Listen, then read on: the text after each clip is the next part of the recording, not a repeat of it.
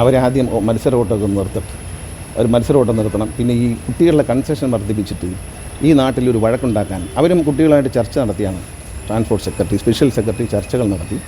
ആ ചർച്ചയിൽ കുട്ടികളൊരു സമവായത്തിന് തയ്യാറായില്ല. അപ്പോൾ അവരെ കൺസെഷൻ വർദ്ധിപ്പിച്ചിട്ട് അതൊന്നും ഒരു കാര്യമുള്ള കാര്യമല്ല.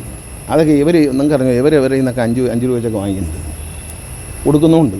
ആർക്കും ഒരു പരാതിയില്ല. ഇവരിത് ഒരു ഇഷ്യൂ ആക്കി സമരം ചെയ്യട്ടോ എന്ന് ചോദിച്ചാൽ ഞാനെന്താ പറയാനാണ്? എന്നോട് ചോദിക്കുന്നത് അവർ സമരം ചെയ്യട്ടോ എന്ന്. ഞാൻ നിങ്ങൾ ചെയ്തു, ഞാൻ എന്ത് ചെയ്യാൻ പറ്റും?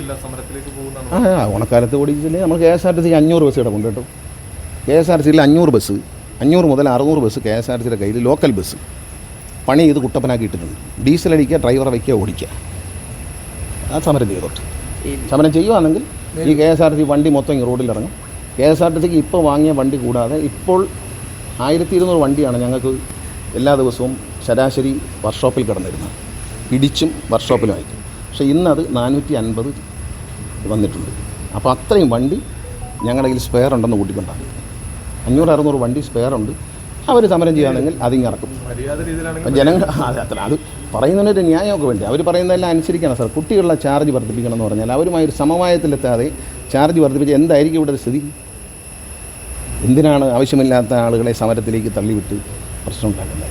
ഒരു രാജ്യത്ത് അരാജകത്വം സൃഷ്ടിക്കാൻ നമ്മൾ നിൽക്കണം. കുട്ടികളുടെ പ്രശ്നമൊന്നുമല്ല, അതിൽ കുട്ടികളുടെ പ്രശ്നമൊന്നുമില്ല. ഈ കൺസെഷൻ ആപ്പിൽ വരും. ഈ ആഴ്ച ഞങ്ങളൊരു ആപ്പ് റിലീസ് ചെയ്യുന്നുണ്ട്. അതായത് മോട്ടോർ വെഹിക്കിൾ ഡിപ്പാർട്ട്മെൻറ്റിൻ്റെ ഒരു ആപ്പിലൂടെ കുട്ടികൾ അപേക്ഷിക്കണം.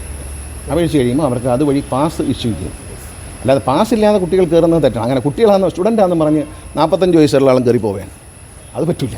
അപ്പോൾ അതുകൊണ്ട് കൺസെഷൻ കാർഡ് RTOമാർ അനുവദിക്കും. തൃശ്ശൂർ കളക്ടർ പറഞ്ഞു എന്ന് ഇപ്പോൾ അവരെന്നോട് പറഞ്ഞു, പഴയ പോലെ അങ്ങ് പോയാൽ മതി, പാസ്സൊന്നും വേണ്ട. ഞാൻ പറഞ്ഞു അത് കളക്ടറല്ലല്ലോ തീരുമാനിക്കുന്നത്, ഗവൺമെൻറ്റാണ് തീരുമാനിക്കുന്നത്. അതുകൊണ്ട് അത് അക്കാര്യത്തിൽ ഒരു അക്കൗണ്ടബിലിറ്റി ഉണ്ടാക്കും. അപ്പോൾ പാസ്സുള്ളവരെ അവർ കൊണ്ടുപോയാൽ മതി. കുട്ടികൾക്ക് പാസ്സുണ്ടല്ലോ, അവർ കൊണ്ടുപോട്ടെ. ഈ തൃശ്ശൂരിലെ മറ്റൊരു വിഷയം നോക്കുകയാണെങ്കിൽ വോട്ട് വിവാദവുമായി ബന്ധപ്പെട്ട വോട്ടർ പട്ടിക വിഷയവുമായി ബന്ധപ്പെട്ട് ഒരുപാട് ഇരട്ട വോട്ട് വിവാദങ്ങളൊക്കെ ഉണ്ടായിരുന്നു കഴിഞ്ഞ ദിവസം. അപ്പോൾ നമുക്കെതിരെ എന്തെങ്കിലും പറയുക, അതിനെക്കുറിച്ച് ഞാനൊന്നും പറയുന്നില്ല. അതിപ്പോൾ ഞാനത് ചക്കെന്ന് പറയുമ്പോൾ കൊക്കെന്ന് പറയുന്നത് ശരിയല്ലല്ലോ, അത് പറയുന്നില്ല. പക്ഷേ ഈ ഇലക്ഷൻ കമ്മീഷൻ ഇത് ശ്രദ്ധിക്കേണ്ടതാണ്. ഇന്ത്യൻ ജനാധിപത്യത്തിന് ഭീഷണിയാവുന്ന തരത്തിലുള്ള ഇത്തരം പരിപാടി അത് പാടില്ലാത്തതാണ്. വൻതോതിൽ വോട്ട് ചേർക്കുക, വൻതോതിൽ അതൊന്നും ശരിയുള്ള ആളല്ല. അത് ഇലക്ഷൻ കമ്മീഷൻ്റെ ഭാഗത്താണ് അതിലെ പ്രധാന പ്രശ്നം. അവർ കുറച്ചുകൂടി ഒരു സ്വതന്ത്ര ഏജൻസിയായി പ്രവർത്തിക്കണം. ഭരണഘടനയിലെ ഏറ്റവും മൂല്യമുള്ളൊരു കാര്യമാണ് ഈ വോട്ടവകാശം. ജനാധിപത്യത്തിൽ ഇലക്ഷൻ്റെ സുതാര്യത അത് ഇന്ത്യയിൽ തെളിയിക്കപ്പെട്ട രാജ്യമാണ്. ലോകരാജ്യങ്ങൾ അത്ഭുതത്തോടെ കണ്ട ജനാധിപത്യമാണ് ഇന്ത്യയിൽ. ആ ജനാധിപത്യത്തെ ഇലക്ഷൻ കമ്മീഷൻ കാവൽക്കാരനാണ് അതിൻ്റെ. അദ്ദേഹത്തിന് അവിടെ ആ ഓഫീസിൽ നിന്നൊരു വീഴ്ച വരാൻ പാടില്ല. വന്നത് തെറ്റ് തന്നെയാണ്. നമ്മൾ കള്ളവോട്ട് ചേർക്കാൻ വരുന്നവർ, കള്ളം ചെയ്യാൻ വരുന്നവർ, ഇപ്പം മോട്ടിക്കാൻ വരുന്നവർ വീട്ടിൽ കയറും. പക്ഷേ പോലീസുണ്ടല്ലോ. അതൊക്കെ അവരുടെ കാര്യങ്ങളാണ്, നമ്മളതിലൊന്നും ഇടപെടുന്നില്ല. ചിലർക്കൊക്കെ എന്തും ആവാം. KSRTCയിൽ യാത്ര ചെയ്യുന്ന പൊതുജനങ്ങളെ സംബന്ധിച്ച് നമ്മളിപ്പോൾ തിരുവനന്തപുരത്ത് നിന്ന് വിട്ടാൽ കൊട്ടിയം, ചേർത്തല, അരൂർ, ചാലക്കുടി ഇങ്ങനെ വന്നു കഴിഞ്ഞാൽ KSRTCക്ക് ഒരു ദിവസം ഡീസൽ മാത്രം ലക്ഷക്കണക്കിനൂടെ നഷ്ടമാണ്. യാത്രക്കാർ വണ്ടിയിലിരുന്ന് അവരുടെ മുഷിഞ്ഞ് നശിക്കുകയാണ്.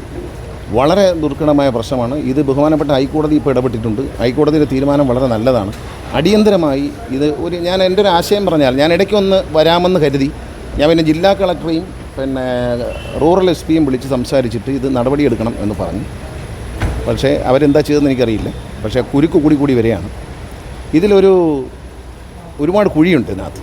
ഇപ്പോൾ ഓരോ കുഴിയും ചവിട്ടി ഇറങ്ങിയാണ് പോകുന്നത്. അപ്പോൾ ഓരോ വണ്ടി ഒരു കുഴി ചവിട്ടി ഇറങ്ങുമ്പോൾ 20 സെക്കൻഡ് 25 സെക്കൻഡ് എടുക്കും. അപ്പോൾ അങ്ങനെ ഡിലേ ചെയ്ത് പോവുകയാണ്. ഈ ഒറ്റ വരി പാതയാക്കണം. കൊച്ചി മെട്രോ പണിഞ്ഞ സമയത്ത് റോഡിൽ നടുക്ക് പണിയായിരുന്നു. പക്ഷേ ഒറ്റ വരി പാത സ്മൂത്താക്കിയിട്ടു. അതുകൊണ്ട് കൊച്ചി നഗരത്തിൽ യാതൊരു കുരുക്കും ഉണ്ടായിരുന്നില്ല അന്ന സമയത്ത്. ഈ കലൂരൊക്കെ ഭയങ്കര കുരുക്കുന്ന സ്ഥലമാണ്. ആ ഒരു ആശയം ഉപയോഗിച്ചുകൊണ്ട് ഇത് ഒറ്റ വരി പാതയായി ഇത് റിപ്പയർ ചെയ്ത് ഇട്ടാൽ കുഴി അടച്ച് ആൾക്കാർക്ക് സ്മൂത്തായിട്ട് വണ്ടി പോകത്തത്. വണ്ടിയുടെ ഡീസൽ മാത്രമല്ല, ഈ വണ്ടികളുടെ പ്ലേറ്റ് ഒടിഞ്ഞു പോകുന്നുണ്ട്. വളരെ മോശമായ സ്ഥിതിയിൽ വണ്ടിയുടെ മെയിൻ്റനൻസ് ഒക്കെ ഭയങ്കര കുഴപ്പമായി മാറിയിരിക്കുകയാണ്. കോടിക്കണക്കിന് രൂപ KSRTCക്ക് ഇതിൻ്റെ പേരിൽ നഷ്ടമുണ്ട്. യാത്രക്കാർക്ക് വലിയ ദുരിതമാണ്. അതുമാത്രമല്ല, എന്തുമാത്രം ഫ്യൂവലാണ് കത്തിപ്പോകുന്നത്. എല്ലാ വണ്ടിയും കിടക്കില്ല. 5 കിലോമീറ്റർ 6 കിലോമീറ്റർ കിടക്കണം. അതിന് ബഹുമാനപ്പെട്ട ഹൈക്കോടതി നടപടി വളരെ നല്ലതാണ്. ഹൈക്കോടതി 4 ആഴ്ചയ്ക്കുള്ളിൽ അറ്റകുറ്റപ്പണി പൂർത്തിയാക്കാനാണ് പറഞ്ഞത്. അപ്പം 4 ആഴ്ച ഇപ്പോൾ 2 ആഴ്ചയായി. 2 ആഴ്ചയായിട്ട് ഇതുവരെയും ഒരു കുഴി പോലും അടച്ചിട്ടില്ല. ഹൈക്കോടതി വിധി ഉത്തരവ് പിൻവലിക്കാൻ വേണ്ടി സുപ്രീം കോടതി പോയിരിക്കുകയാണ് അവർ. അല്ല, ഇതിനകത്ത് ഇടപെടാം. ബഹുമാനപ്പെട്ട മുഖ്യമന്ത്രി ശ്രദ്ധയിൽ കൊണ്ടുവന്നിട്ടുണ്ട്. ട്രാൻസ്പോർട്ട് മന്ത്രി എന്നുള്ളതിൽ ഞാൻ ഇടപെടാം, പക്ഷേ നടപടി കർശനമായിരിക്കും. ഈ ഹൈവേക്കാരുടെ ഇടപെടുന്നതിന് നമുക്കെന്താ ഇടപെടാൻ തടസ്സം എന്താ? ഞാൻ ചോദിച്ചു 4 കുഞ്ഞുങ്ങൾ പാലക്കാട് മരിച്ചില്ലേ, അന്ന് ഇടപെട്ടല്ലോ. അന്ന് ഇടപെട്ട് 3-ാമത്തെ ദിവസം പൈസ അനുവദിച്ചല്ലോ. ഞാൻ എൻ്റെ ഓഫീസിൽ വിളിച്ചിരുത്തി വരട്ടിയപ്പം 3-ാമത്തെ ദിവസം പൈസ അനുവദിച്ചു. പക്ഷേ നമ്മുടെ ഹൈവേ ഉദ്യോഗസ്ഥന്മാർ അത് പണിയാത്തതുകൊണ്ടാണ്. അവിടെ പണി നിർദ്ദേശിച്ചിരുന്നു. മോട്ടോർ വെഹിക്കിൾ ഡിപ്പാർട്ട്മെൻറ്റ് നിർദ്ദേശിച്ച പണിക്ക് ആവശ്യമായ പണം 3-ാം ദിവസം നാഷണൽ ഹൈവേ അതോറിറ്റി അനുവദിച്ചു. പക്ഷേ ഇപ്പോഴും പണി തീരാത്തത് കേരളത്തിലെ അതിൻ്റെ ചുമതലയുള്ള ചീഫ് എഞ്ചിനീയറുടെ കുഴപ്പമാണ്. അത് MLAക്ക് അറിയാം, ഞങ്ങൾ സംസാരിക്കാറുണ്ട്. കൊച്ചിയിലത്തെ കാര്യം പറഞ്ഞു, കൊച്ചി സ്മൂത്ത് ആയിരുന്നു, അതുപോലെ തന്നെ ഇവിടെ ആക്കാമല്ലോ. ഇവിടെ ആക്കാൻ പറ്റും. അല്ല, ഇത് ശ്രമിക്കാതെ അശാസ്ത്രീയമാണ് ഇവർ ചെയ്യുന്നത്. ഇവരങ്ങ് പൊളിക്കുകയാണ് ആദ്യം. നമുക്കറിയില്ലേ, ഈ റോഡിൽ ഈ പാലം അണ്ടർപാസൊക്കെ പണിയുന്ന സമയത്ത് അതിൻ്റെ പണി വരുമ്പോൾ വണ്ടികൾ മുടങ്ങും. ഇത്രയധികം വണ്ടി വരുന്ന വഴിയാണ്. സിംഗിൾ ലൈനായിട്ട് സ്മൂത്തായിട്ട് പോകാൻ സമ്മതിച്ചാൽ വണ്ടി പോകും. അതിനവർ തയ്യാറാവുന്നില്ല. ഒരു മുൻകരുതലും എടുക്കാതെ പൊളിക്കുകയാണ്. ഇവിടെ മാത്രമല്ല, പാലക്കാട് റൂട്ടിലുണ്ട്. പാലക്കാട് ലുലു മാളിൻ്റെ മുകളിലൊക്കെ വെറുതെ പൊളിച്ചിട്ട് മണിക്കൂറുകൾ കിടക്കാൻ ഒരു കാര്യമില്ല. തമിഴ്നാട്ടിൽ ഇതേ പണികളൊക്കെ തന്നെ നടക്കുന്നത്. അവിടെ പക്ഷേ സർവീസ് റോഡുകളൊക്കെ പക്കയാണ്. ഇവിടെ ചെയ്യില്ല. കാരണം ഇവിടെ ചെയ്തില്ലെങ്കിലും കുഴപ്പമില്ലെന്ന് ധരിച്ചിട്ടാണെന്ന് എനിക്ക് തോന്നുന്നു. കാരണം ഇവിടെ ഇങ്ങനെ ആയിക്കോട്ടെ എന്ന് വിചാരിച്ചിട്ടുണ്ടെന്ന് തോന്നുന്നു. ഇവർക്കിത് മതി എന്ന് ധരിച്ചിരിക്കുകയാണെന്ന്. ടോൾ പിടിക്കുന്നതെല്ലാം കറക്റ്റായിട്ട് ഇവിടെ പിരിക്കുന്നുണ്ട്. കാരണം ടോൾ എടുത്ത് കളയുമ്പോഴും എന്തുകൊണ്ടാണ് അപ്പോൾ കുരുക്ക്? അപ്പോൾ ടോളിൻ്റെ അവിടെ അല്ല കുരുക്ക് ഈ വരുന്ന വഴിക്കുള്ള ഈ 2-3 വണ്ടി പോകാൻ സമ്മതിക്കരുത്. അപ്പോൾ ഈ ഓവർടേക്ക് ചെയ്ത് കയറും ചിലർ. അപ്പോൾ അതുകൊണ്ട് അങ്ങനെ കയറാൻ സമ്മതിക്കാതെ നമ്മൾ സിംഗിൾ ലൈൻ ട്രാഫിക് വിട്ടാൽ സ്മൂത്തായിട്ട് നീക്കും 2 വശത്തേക്കും. അത്രയും ചെയ്താൽ മതി. ഒരുപാടൊന്നും ഒരു പണിയെടുക്കണ്ട. ഈ സിംഗിൾ ലൈൻ സ്മൂത്തായിട്ട് പോകണം. തിരുവനന്തപുരം മുതൽ പുറപ്പെടുന്ന ഒരു KSRTC ബസ് തൃശ്ശൂർ എത്തുമ്പോൾ ലക്ഷക്കണക്കിന് രൂപ നമുക്ക് ഓരോ ദിവസം ഡീസൽ ഇനത്തിൽ പോയിക്കൊണ്ടിരിക്കും.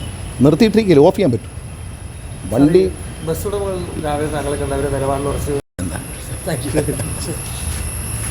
നമ്മളങ്ങനെ ചെയ്യില്ല.